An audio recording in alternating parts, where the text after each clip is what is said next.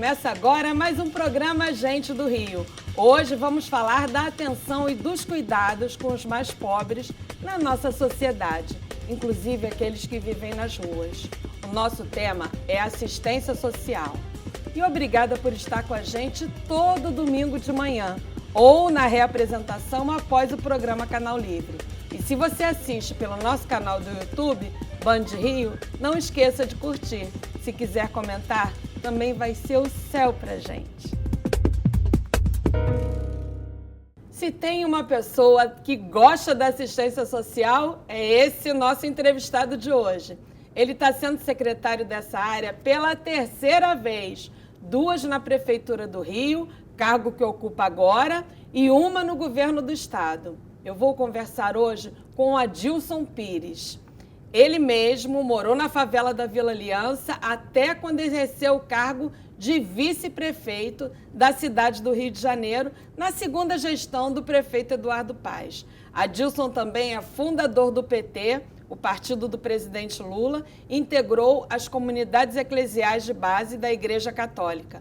Vamos falar de auxílio à população mais necessitada, incluindo aí as pessoas que vivem em situação de rua. Seja bem-vindo, Adilson.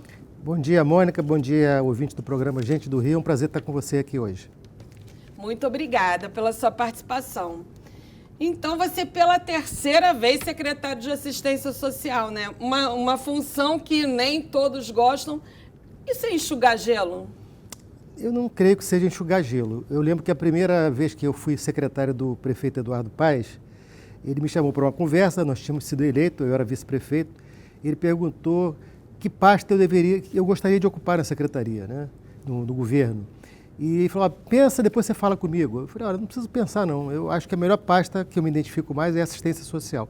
Tem a ver talvez com a minha história de vida, tem a ver com, enfim, a minha relação na Igreja Católica, enfim, mas é uma pasta que eu tenho identidade porque acho que a gente lida com as pessoas mais necessitadas da sociedade. Mas eu falei enxugar gelo porque a população não é obrigada a ir para os abrigos, você lida com uma série de vícios e de doenças, né? Adição a drogas, o vício em bebida. Então, quer dizer, é uma coisa que você não tem uma sequência, uma evolução contínua, né? Você pega a pessoa da rua, né, convence a pessoa na rua a ir para o abrigo, a se tratar, e esse tratamento nem sempre dá resultado. Às vezes a pessoa vai num dia para o abrigo e no outro dia volta para a rua, né? A nossa meta é tentar reinserir as pessoas na sociedade. Não é só fazer o acolhimento, levar para um abrigo, mas é também, a partir daí, capacitar essa pessoa, recolocar no mercado de trabalho, ela voltar a ter uma casa, uma família. Hoje, a taxa de reinserção da prefeitura, da secretaria, beira os 20%, 18% e 19%. Nós temos uma meta esse ano de tentar chegar a 35%. Pode parecer pouco, mas 35% para uma população que está muito enraizada, vivendo nas ruas e com o que você acabou de falar, muitos dependentes de bebida alcoólica, de drogas. Enfim, não é uma tarefa fácil, mas é uma meta que nós temos.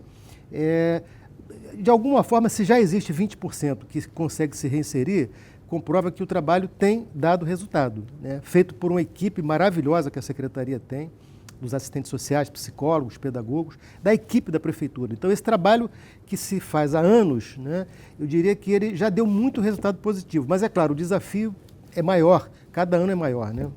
Existe uma polêmica, muita gente diz que não se deve dar dinheiro e comida à população que está na rua, que aquilo fixa ela na rua. Isso é uma verdade ou é um mito? Isso é uma verdade. Na verdade, a gente sabe que quem está na rua, de alguma forma, está ali por algum problema, né? Ou problema familiar, ou problema de dependência química, ou alguma tragédia que aconteceu na sua vida, ou porque veio de outro estado tentar sorte, no caso aqui do Rio de Janeiro, e de repente não arrumou emprego, não arrumou trabalho e foi parar na rua. São várias histórias, cada história a gente escuta, é muito emocionante. E quando essa pessoa está na rua, o desafio do poder público e também da sociedade civil, né? Tem muitas igrejas que fazem trabalho de acolhimento, de tentativa de reinserir essas pessoas. Então, esse trabalho todo, eu diria, é um trabalho que pode dar muito resultado. Essas pessoas, eu diria que todas elas têm a possibilidade de acessar alimento, ou na rede da prefeitura, ou nessa rede da sociedade civil. Então, esse debate de que você dá o dinheiro, de que você fazer essa ajuda direta, você não está ajudando aquela pessoa. O ideal é que a gente possa fazer de forma organizada, a partir do poder público e das entidades que são, enfim, parceiras, como eu falei, da sociedade civil. Cada secretário que ocupa o cargo faz censo, mede, para saber quantas pessoas tem na rua, mas esse problema nunca é resolvido. A gente sempre vai ter algumas pessoas que querem morar na rua. Como alterar essa realidade de uma forma consistente? Quantas pessoas, segundo o último censo, nós temos hoje na rua? Nós temos um censo que finalizou agora, nós vamos preparar os dados para ser divulgado, mas o último realizado é um censo de 2021 que apontou 7.200 pessoas nas ruas do Rio de Janeiro. É um número alto, é um número que, se nós formos comparar com São Paulo, onde tem 32 mil pessoas, São Paulo é muito maior, mas a proporção, né, de lá está muito maior do que no Rio de Janeiro. E essas pessoas que vivem nas ruas do Rio de Janeiro, desse censo realizado, a gente sabe que são pessoas que, boa parte delas, se houver alguma ação concreta, por exemplo, muita gente diz o seguinte, olha, se eu tiver um emprego, uma casa para morar, eu saio da rua. Então, a gente está buscando, com o censo, identificar caso a caso os que querem voltar a trabalhar, querem ter a casa, querem voltar a viver com a família, querem voltar para o seu estado de origem. E depois vai ficar um percentual, que é alto, de pessoas que, de fato, não querem sair da rua. São aquelas que já constituíram redes, né, na rua, têm o problema da dependência química. Esses são casos mais difíceis, mas não são casos que não se pode buscar uma solução. Então, nós estamos agora com um projeto novo que nós vamos... Eu não diria novo, na verdade, como diria o saudoso Chacrinha, nada se cria, tudo se copia, né? Então, já é um projeto que existe, nós vamos adaptá-lo, que é um projeto de construção de albergues na cidade, que são unidades para você oferecer aquele espaço para que a pessoa à noite possa fazer uma refeição, dormir, passar a noite numa cama limpa, tomar um banho, né? Descansar, de manhã toma um café e aí ela vai tocar a vida dela. O albergue é um espaço que a gente pode, aos poucos, trabalhando, né, a ressocialização dessa pessoa. A gente pode devagarinho, né, tirar documento, cuidar da saúde, identificar o que ela quer. Nem todo mundo quer ser pedreiro, bombeiro. Às vezes o cara quer ser jogador de futebol, quer tocar pandeiro, quer ser ator, quer cantar, né? Enfim, nós temos que identificar o potencial, porque fica mais fácil. Quando a pessoa faz o que ela gosta, você reinseri-la na sociedade. E muitas pessoas não têm nem a condição ainda de ser reinserida. Elas precisam primeiro se recuperar sua identidade, digamos assim, né? Sim. Aquelas que estão na dependência das drogas, na dependência das drogas ilícitas, da bebida, no alcoolismo, né? A própria autoestima, né? Porque a pessoa acaba chegando a um ponto que ela se considera no fundo do poço, no fim da linha, a vida não tem mais sentido e ela fica ali até morrer, né? E a gente sabe que um trabalho bem feito por uma equipe da assistência social, enfim, sabendo como tocar o coração dessa pessoa, por isso que eu falo, já há uma taxa de reinserção de quase 20%. Ela pode ser melhorada, né? O desafio nosso é fazer isso. O que o governo federal pode ajudar? Você só vai ter 2 anos de gestão agora, né? Então, é um curto período. Como é que você vai potencializar, como é que você vai agilizar para ter mais resultados em pouco tempo com a ajuda? E o que o governo federal pode ajudar nisso? Na verdade, eu espero ter 4 anos, porque eu espero que o prefeito Eduardo Paz ganhe a eleição e a gente continue na prefeitura, né? Mas esse primeiro... 4 não, então 6, né? 6, porque pode ser que na metade do caminho ele resolva fazer outra coisa da vida, né? Pode ser. Mas os primeiros 2 anos, eu tenho assim, muita convicção de que nós vamos avançar muito na política social do Rio de Janeiro. Primeiro, o governo federal, hoje, é um governo muito mais sensível a essa causa. O ano que passou, o governo federal destinou para a área social pouco mais de 47 milhões de reais. 47 milhões de reais. Esse atual governo e o atual ministro já reservou para o orçamento deste ano 2,5 bilhões. Então, só isso dá uma noção de quanto a gente vai poder contar com o governo federal. O presidente Lula é muito sensível a essa causa, a causa dos catadores de lixo, a questão da reciclagem, a população que vive na rua. É um tema muito caro ao presidente, é um tema que ele tem assim, sincera assim, sensibilidade com o tema. Então nós vamos ter muita ajuda do governo federal. A vinda do ministro aqui foi importante porque em governos anteriores, né, no governo anterior, era difícil um secretário municipal conseguir uma agenda com o ministro em Brasília. Né? Aquilo ficava meses para você conseguir falar com o ministro. E agora nós conseguimos que o ministro viesse aqui falar com a gente. Nós não precisamos nem ir a Brasília. Ele veio e passou o dia no Rio de Janeiro fazendo algumas agendas. E mais uma delas, do que isso, vendo a nossa realidade. Vendo a realidade, exatamente. Ele esteve na Penha, ele foi num CREAS ver a ação da equipe da assistência, esteve no meu gabinete lá por uma hora e meia conversando. E prospectamos várias possibilidades. E agora a nossa equipe, junto com a equipe do Ministério, nos próximos 30 dias, vamos ajustar esses projetos todos, ver a forma de viabilizar a transferência dos recursos. Alguns são fundo a fundo, outros são transferências diretas. Mas assim, eu tenho muita convicção que nós teremos recurso federal numa quantidade assim, suficiente para resolver muita coisa. E o que você vai fazer com esses recursos? Olha, uma parte tem a ver com esse projeto. Além dos albergues, né? Que é um projeto que a prefeitura, na verdade, ela é que sustenta tudo isso. Né? O que sustenta abrigo, albergue, são recursos da prefeitura. O governo federal pode ajudar para a gente ampliar a rede. Então, um projeto é esse.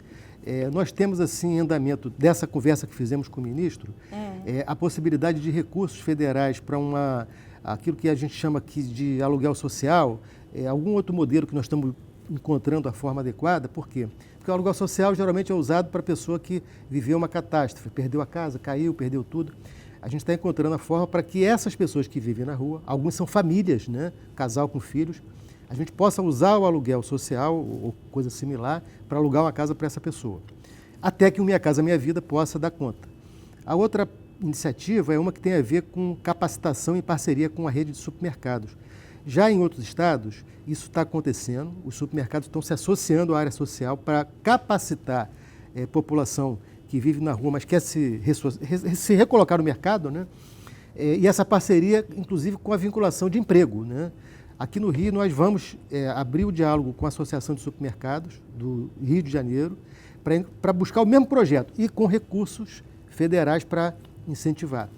E há várias outras iniciativas. Vocês têm um projeto em parceria com supermercados também para distribuição de alimentos, né? Aqueles alimentos que eles jogariam fora ou que tem alguma pequena avaria, não é isso? Existe uma rede de supermercado do Rio de Janeiro.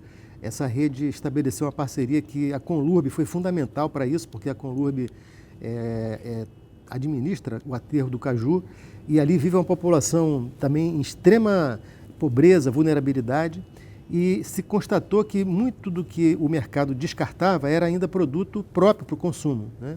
Então ali está se montando uma central com câmaras frigoríficas, esse alimento dessa rede. Essas câmaras frigoríficas foram compradas com dinheiro... Com recurso de uma parceria com a cidade de Colônia, na Alemanha. E esse projeto visa o quê? Visa que todo esse alimento que era desperdiçado possa ser processado para a produção de alimento e a estimativa é que isso possa alimentar até 3.000 pessoas. Então isso vai ser uma coisa que vai acontecer basicamente voltado para aquela região do Caju, porque é onde está a usina. Né? Mas eu falei sobre o projeto com o ministro e ele acha que a gente pode replicar em outras regiões da cidade. A gente pode buscar parceria com outros supermercados, com outras redes. Qual é a rede que vocês têm em parceria até agora? Essa rede que fez o acordo, a parceria, é a Zona Sul. Né? O supermercado Zona Sul, né? Mas outros, né, a gente vai conversar agora com o presidente da associação, porque, de fato, há um desperdício muito... Você veja como é que é, né? Nós temos aqui fome, o Brasil voltou ao mapa da fome, muita gente no Rio de Janeiro passa fome, não se alimenta adequadamente, e outros passam fome mesmo. Enquanto isso, há um desperdício imenso de alimento. Né? Feiras, Ceasa, mercados. Então, se a gente consegue articular essa rede, a gente pode resolver o problema de muitas pessoas. Há uma estimativa que 1/3 do alimento produzido é desperdiçado, né? Você vê, isso resolveria praticamente o problema de 1/3 das pessoas que passam fome hoje. Exatamente. E no próximo bloco, vamos conhecer a trajetória de um morador de favela que foi removido na década de 60 para a longínqua Zona Oeste, no Rio, e virou o vice-prefeito da cidade, o primeiro vice-prefeito morador de uma favela, a Vila Aliança. Fique com a gente que o Gente do Rio volta já.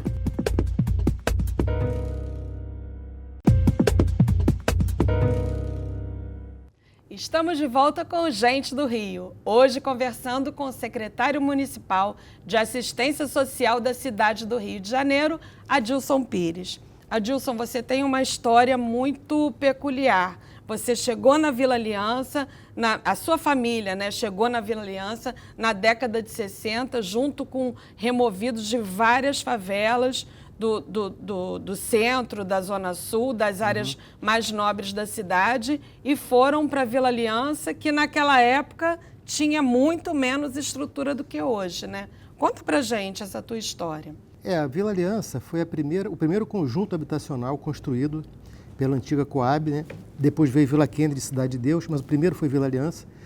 Meu pai trabalhou na obra da construção da Vila Aliança. E quando houve a remoção, o pessoal do Pasmado, aqui onde tem o Rio Sul, o pessoal do Esqueleto, onde é o Erge hoje, que era a favela do Esqueleto, da Catacumba, na Lagoa, da Praia do Pinto, perto do Campo do Flamengo, essas favelas foram todas removidas e nós fomos no bolo, porque a gente morava na época de favor na casa de um compadre do meu pai estava numa situação periclitante, e aí nós fomos no bolo, fomos os primeiros 5 moradores a chegar na Vila Aliança. Fomos morar na Rua da Arrumadeira, que é hoje Rua do Químico. E, de fato, era um lugar que, quando houve a remoção, o argumento era tirar as pessoas da precariedade, da favela, dos barracos.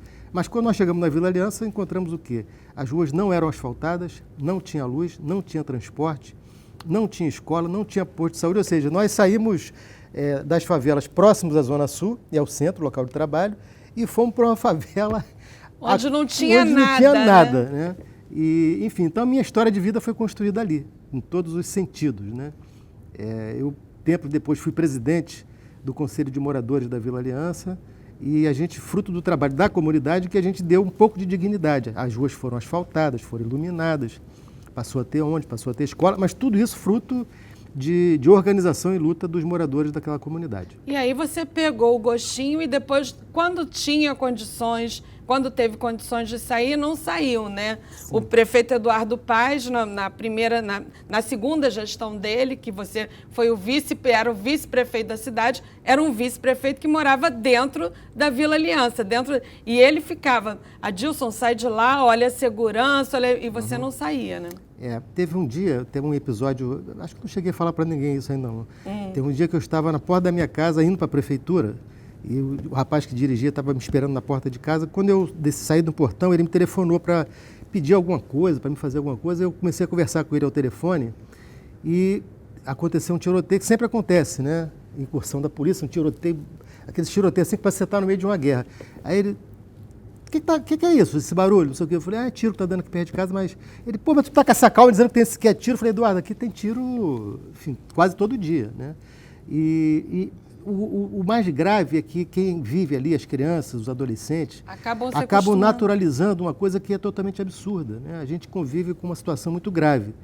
E eu fui vereador na cidade por 6 mandatos, morando na Vila Aliança. Fui vice-prefeito, mantive minha residência na Vila Aliança, porque eu tenho um amor muito grande à comunidade. Quer dizer, ali eu, enfim, praticamente nasci, fui criado, casei, tive meus filhos, minha família toda é de lá, então...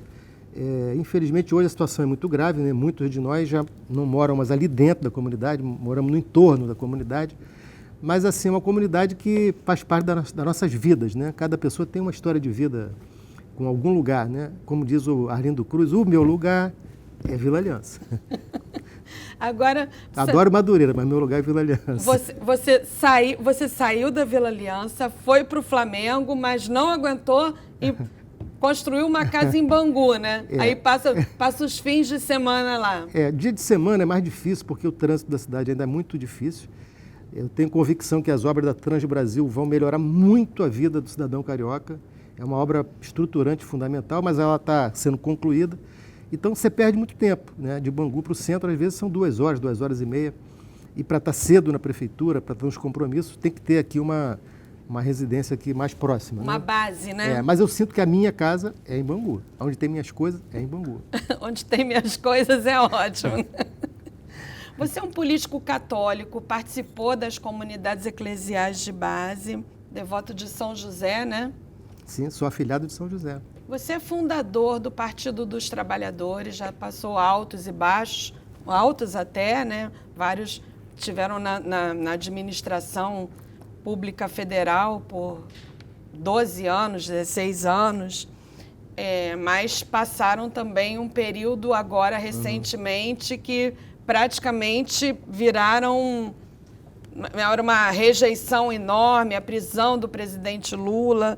Esse foi o pior momento para vocês e como é que vocês enfrentaram isso? Como é que você caracteriza esse partido que conseguiu se manter apesar de toda essa adversidade?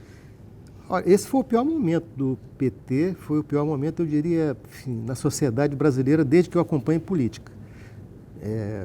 Eu acho que houve uma frustração muito grande das pessoas, porque foram feitas muitas denúncias, eu diria assim, boa parte delas infundadas, boa parte delas que depois não se comprovaram, né? E algumas outras que, de fato, enfim, seria querer tapar o sol com a peneira, não dizer que não aconteceram coisas erradas durante os governos do PT. Mas aconteceram também durante os governos do Fernando Henrique, durante o governo do Bolsonaro, enfim, é inerente à atividade política. O fato é que, de alguma maneira, o PT foi rotulado como o partido que inventou a corrupção no Brasil. Parecia que nós éramos, enfim, as pessoas mais, assim, erradas do Brasil, mais equivocadas. Então, isso foi uma coisa para quem fundou o PT, para quem acredita no propósito do PT, foi o pior momento que a gente passou. O que fez a gente dar a volta por cima e hoje voltar a ocupar o cargo de presidente da República com o presidente Lula, primeiro a nossa convicção, né, das coisas que nós fizemos como partido político. Porque uma coisa é um membro de um partido que se envolve com corrupção. A outra coisa é a instituição PT. O PT nunca... Quer dizer, é impossível você imaginar isso, que um partido, uma instituição possa ter como estratégia fazer isso. Então, acho que o PT deu a volta por cima. Primeiro porque é partido político também, né? Acho que é o único partido, assim, com essa organicidade que você pode dizer de um partido político, né? O PT tem muito. E aí veio a eleição, o prefeito Eduardo Paes apoiou o presidente Lula e vocês entraram na gestão do prefeito Eduardo Paes na metade do tempo, na metade do governo, agora com 2 anos. Ele vai ser candidato à reeleição, obviamente, e já falou que ele não tem um compromisso com o PT, o compromisso eleitoral, de ter uma chapa para a reeleição com o PT. É bom explicar que todo mundo quer entrar na chapa da reeleição do prefeito Eduardo Paes, porque, como você mesmo falou aqui, tem uma grande chance dele sair no meio da gestão e concorrer ao governo do Estado, na sucessão do governador Cláudio Castro, que não pode mais concorrer à reeleição, já está no seu 2º mandato, e aí o vice-prefeito vai virar prefeito por 2 anos. Esse não acordo é legal para o PT? Vocês ainda têm a expectativa de fazer o vice do Eduardo Paes ou podem ter candidato próprio à Prefeitura do Rio? Nosso propósito é vencer a eleição do Rio de Janeiro. O melhor candidato para vencer a eleição do Rio de Janeiro é o prefeito Eduardo Paes. Ele tem muitos méritos, foi um grande prefeito da cidade, tem sido um grande administrador. Eu acho que ele chegará à eleição muito forte para ganhar a eleição, mas ele não pode prescindir do apoio dos outros partidos, não só do PT, do PDT, do PCdoB, do PSB. Ele está se compondo com partidos de centro, outros partidos. Então, num momento adequado, essa discussão terá que ser feita. Adilson, voltando à assistência social, você 3 vezes secretário, agora pela 3ª vez, qual foi o momento que mais te emocionou? Olha, eu vivi muitos momentos, mas assim, talvez o momento que mais eu não sei se emocionou porque me perturbou muito, né? Na época, eu fui visitar um abrigo Stella Maris na Ilha do Governador, no início da outra gestão. E saí de lá muito impactado, porque você vê uma quantidade assim grande de seres humanos, boa parte deles com problemas mentais, porque a assistência, nós nem falei sobre isso, a assistência ela tem também essa característica, né? Os nossos abrigos da cidade do Rio têm um percentual alto de pessoas com problemas mentais. A gente está discutindo com a saúde, inclusive, como adequar melhor isso, porque nós não somos preparados para lidar né, a assistência com a doença mental. Então, eu saí de lá muito perturbado. Foi um dos dias assim na minha vida, talvez um dos poucos dias que eu não consegui dormir à noite, foi aquele dia, porque a gente vê de perto o drama humano, né, da pessoa que já está assim num estágio. Então, aquilo foi um motivador enorme para a gente fazer assim, o máximo que pôde para melhorar a assistência no Rio. Esse abrigo que eu me refiro, na época, ele sofreu uma grande reforma, porque ele estava muito degradado, e apontou o norte, né? Então, acho que diria que foi o dia assim, que eu mais me emocionei, foi aquele dia. De um aspecto até, eu diria, negativo, porque eu fiquei muito abalado, mas me mostrou o sentido de ser secretário de assistente social. E qual é o legado que você quer deixar dessa sua, por enquanto, curta gestão? Olha, eu tenho trabalhado muito a ideia de que a população que vive na rua é o nosso principal desafio. Isso existe no mundo todo, né? Tem no Rio, mas tem em Nova York, tem em Londres, tem em toda cidade, grande cidade do planeta, tem população que vive na rua. A diferença nossa é que nós aqui precisamos, e esse é o meu objetivo de deixar o legado, é fazer com que esse problema, esse drama que nós temos aqui no Rio de Janeiro, atinja um patamar que eu chamo assim, o patamar civilizatório, ou seja, que cada pessoa que está na rua, saiba que se ela quiser ter um lugar para passar a noite, ela vai ter. Sabe que se ela quiser se preparar para deixar a rua, ela vai ter o auxílio do governo. E a gente conseguir universalizar esse atendimento na cidade do Rio. Vamos agora para o nosso ping-pong final. Time de futebol. Botafogo. Escola de samba. Mocidade Independente. Padre Miguel. Toca aqui. Pô, tá achando que... Jogava bola de gude a brinco ou a Vera? Não, jogava a Vera, era bom a beça. Dava de bique? Dava, pô. Ser banguense é? Ser banguense, acho que é gostar de fazer amigos, é gostar de samba, é gostar de futebol, tomar um chopinho gelado naqueles barzinhos lá de Bangu, é isso. Quais são as 3 palavras que mais te definem? Eu acho que paciência, lealdade e compromisso. Uma pessoa famosa que te representa. Papa Francisco. Quais são seus valores inegociáveis? A verdade e a honestidade. Um ídolo? Meu ídolo é o Lula. Acho que o Lula é uma pessoa assim que eu tenho uma admiração imensa por ele, como ser humano, inclusive. Um medo? O medo é não conseguir dar conta da tarefa que eu tenho pela frente agora nos próximos 2 anos. E um sonho? Um sonho é ver o Brasil voltar a ser um país em que a esperança, o emprego e que ninguém passe mais fome num país tão rico quanto o nosso. Muito obrigada pela sua participação. Assim encerramos esse programa com a mesa totalmente oriunda da AP5, né? É verdade, a AP5 é lá a nossa Zona Oeste. Nossa Zona Oeste, né? E o Gente do Rio fica por aqui, mas na semana que vem tem mais. Até lá e um beijo!